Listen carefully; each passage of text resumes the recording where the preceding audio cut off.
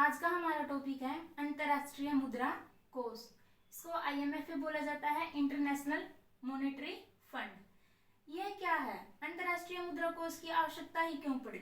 जब द्वितीय विश्व युद्ध हुआ था तो उस समय सभी देशों की जो आर्थिक हालत थे वो गड़बड़ा गए थे।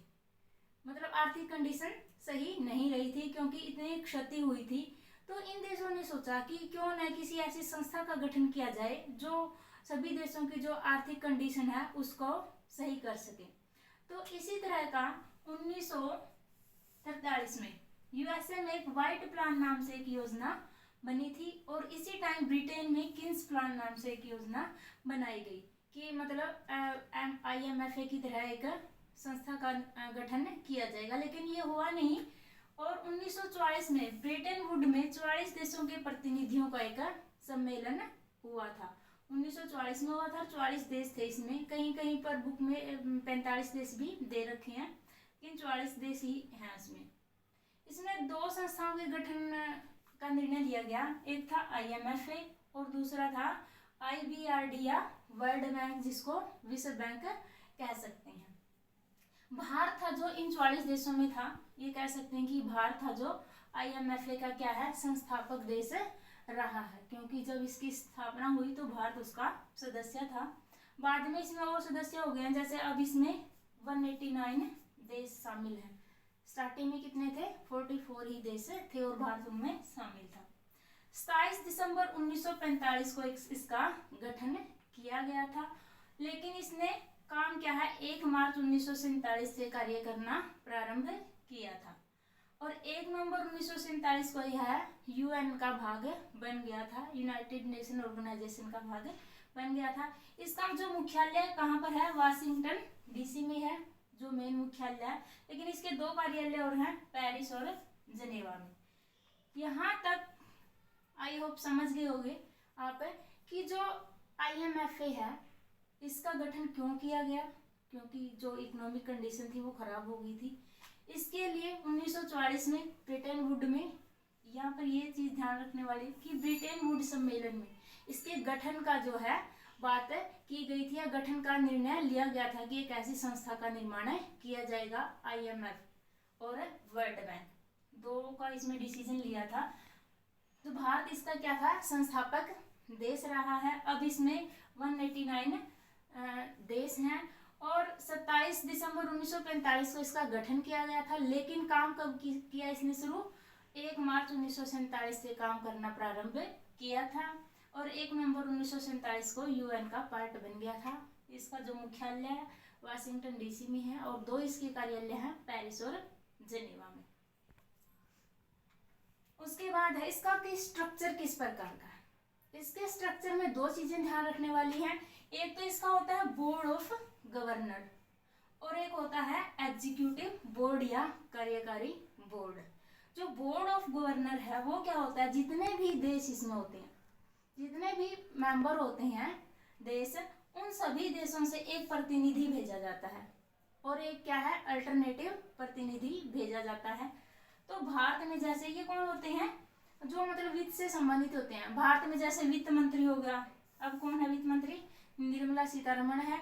और आरबीआई का जो गवर्नर है शशिकांत दास, उसको अल्टरनेटिव सदस्य के रूप में भेजा गया। ऐसे ही सभी देशों से दो प्रतिनिधि जाते हैं, एक प्रतिनिधि वैसे होता है, सही होता है, और दूसरा उसके अल्टरनेट के रूप में भेजा जाता है। मतलब बोर्ड ऑफ गवर्नर महत्वपूर्ण संगठन है इसका, इसमें सभी देशों के प्रतिनिधि होते हैं। उसके बाद है दूसरा इसका संगठन है एग्जीक्यूटिव बोर्ड या कार्यकारी बोर्ड। जो एग्जीक्यूटिव बोर्ड होता है, कार्यकारी बोर्ड होता है, यह बहुत ही इसका महत्वपूर्ण अंग होता है। इसमें क्या होता है, इसमें 24 सदस्य होते हैं। अब सदस्य तो कितने थे? 189 थे, लेकिन इसमें 24 सदस्य होते हैं। 24 सदस्य कहाँ से लिए जाते हैं? जैसे भारत का जो प्रतिनिधि होता है, इसमें इकोनॉमिस्ट होता है कोई ना कोई, जो भारत का प्रतिनिधि होता है वो सिर्फ भारत का ही प्रतिनिधि नहीं करता, वो किस किस का प्रतिनिधित्व करता है? भारत का, बांग्लादेश, भूटान, श्रीलंका का प्रतिनिधित्व करता है। ऐसे ही 189 देशों को कितने भागों में बांटा गया है? 24 भागों में बांटा गया है। जैसे एक भाग में 4-5 देश आ जाएंगे, 6, 7, 10 इतने भी। कहने का मतलब है जैसे लोकसभा के चुनाव होते हैं, पूरे देश को 543 सीटों में बांटा जाता है, इसी प्रकार इसमें भी 189 देशों को 24 भागों में डिवाइड किया जाता है। और जिन भागों से एक ही व्यक्ति होता है वो कई देशों का प्रतिनिधित्व करता है। और ये जो देश होते हैं ये क्या करते हैं, जो ये 24 सदस्य होते हैं किसका चयन करते हैं, जो इसका प्रबंधक निर्देशक होता है, जो कार्यकारी बोर्ड होता है यही प्रबंधक निर्देशक का चुनाव करता है। उसके बाद है जो इसकी प्रबंधक निर्देशक है। प्रबंधक निर्देशक, अब तक 11 प्रबंधक निर्देशकों का चुनाव हो चुका है। अब जो इसकी करंट में प्रबंधक निर्देशक है बुल्गारिया की अर्थशास्त्री क्रिस्टालिना जॉर्जीवा है, जो 1 जुलाई 2019 से अपने मतलब पद का उन्होंने कार्यभार संभाला है। इसका चुनाव कैसे होता है, जो प्रत्येक गवर्नर को 250 मत सदस्यता के तथा 1 लाख SDR पर एक अतिरिक्त मत दिया जाता है। मतलब जितने भी सदस्य होते हैं जब इसका चुनाव होता है तो 250 मत तो उनके सदस्यता के होते हैं तथा 1 लाख SDR पर एक अतिरिक्त मत दिया जाता है। कहने का मतलब है कि जो ये SDR है ये क्या है, स्पेशल ड्राइंग राइट्स या विशेष आवरण अधिकार है। मतलब ये एक प्रकार की करेंसी तो नहीं कह सकते, लेकिन जो मुद्रा की एक इकाई हम बोल सकते हैं, जो IMF के लिए खाते की इकाइयां हो सकती हैं, लेकिन ये मुद्रा नहीं है। कई बार क्वेश्चन आ जाता है कि क्या ये SDR है, मुद्रा है, लेकिन ये मुद्रा नहीं है। और इसकी स्थापना कब की गई थी, 1969 में की गई थी। जितने भी देशों का जो कंट्रीब्यूशन होता है IMF में अलग अलग होता है। सबसे ज्यादा किसका है, जापान का, इसका USA का है 17.46% में है ये। उसके बाद जापान का है, चीन का, Germany, France, UK, Italy. Bharat का इसमें क्या है, 8वां नंबर है। पहले क्या था, 11वां नंबर था, लेकिन अब भारत जो है IMF को वित्त पोषित करता है, मतलब इसको वित्त देता है ना कि वित्त लेता है। अब SDR क्या है, जितने देशों का पैसा जो इसमें जमा होता है IMF में, तो वो SDR की फॉर्म में वो कन्वर्ट इसको कर देता है। कौन, IMF। मान लो कि भारत के 96 रुपए होंगे भारत के, तो वो एक SDR के बराबर होंगे। एक SDR के बराबर होंगे कितने, भारत का जो 96 रुपए है यहाँ पर, वहां पर SDR की फॉर्म में एक SDR के बराबर होंगे।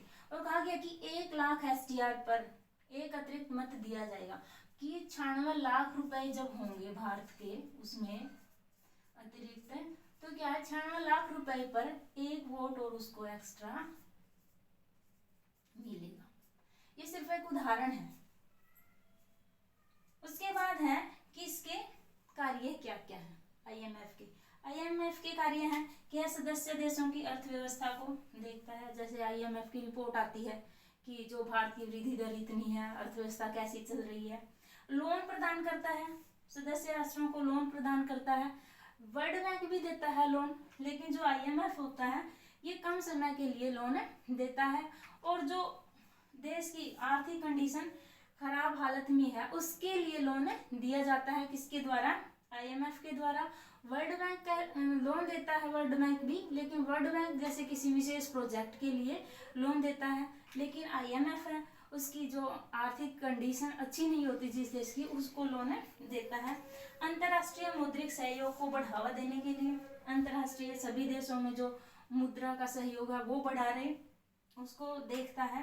प्रशिक्षण प्रदान करता है, जितने भी RBI के जो प्रतिनिधि होते हैं उनको प्रशिक्षण प्रदान किया जाता है इसमें। आई होप आप लोगों को समझ में आया होगा। ये समझ में आए तो वीडियो को लाइक करें, शेयर करें, चैनल को सब्सक्राइब करें। धन्यवाद।